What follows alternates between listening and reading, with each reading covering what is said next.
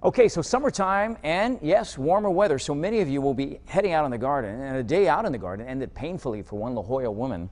I found out she did what many others have done, and it landed her in the hospital. There's a sense of calm in Diane Barrel's garden. That's why she never expected what happened to her one day back in late March. Okay, these are the gloves. I'm still afraid to put these on. But for 10 years, Diane fought her fear. And then I put it on just like this, and it better not be in here right now. For the first time, Diane decided to use gloves to trim her rose bushes that day.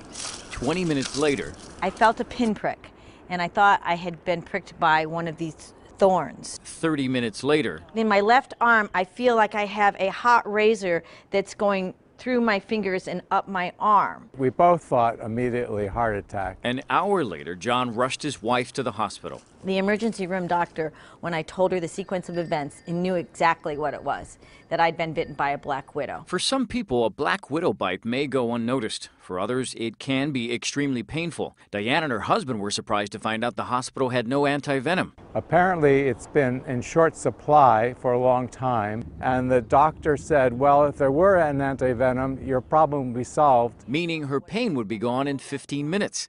Instead, Diane's extreme pain lasted 2 days. I could not sleep at all the first night and hardly the second night. Her fingers remained swollen for a week and a half. I have 2 bites. A black widow spider web is usually about a foot from the ground, and if you look closely at its pattern, it's more erratic in nature than symmetrical like most other webs.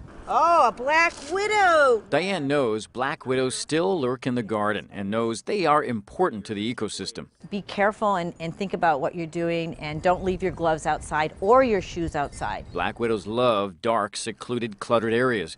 If you encounter one, remember, they're more likely to escape rather than bite. Robert Santos, 10 News.